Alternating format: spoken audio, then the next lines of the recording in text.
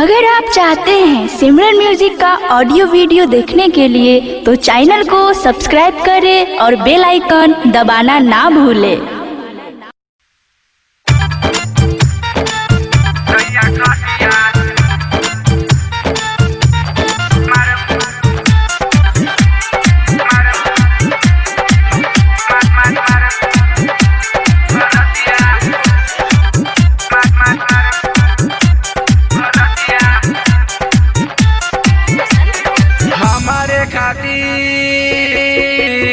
गलू रे चल गनी ममर रे ऐनी 6 महीना पर हम अपना घर पर आजू के रतिया में सैया खटिया बिछा के मारे बरतिया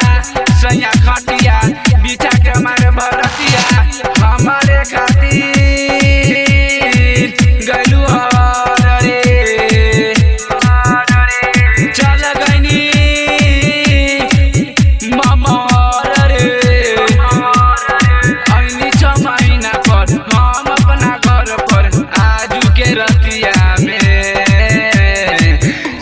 खटिया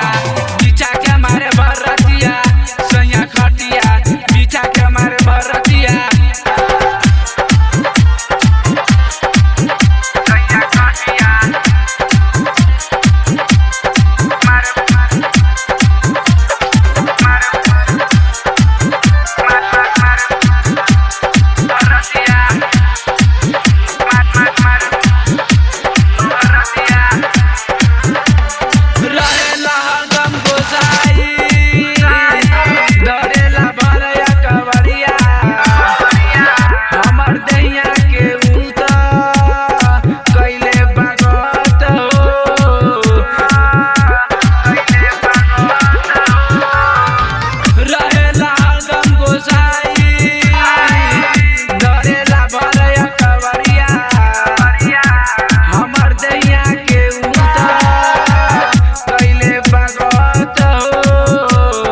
मारे हम तो गुसाई के कछ मछ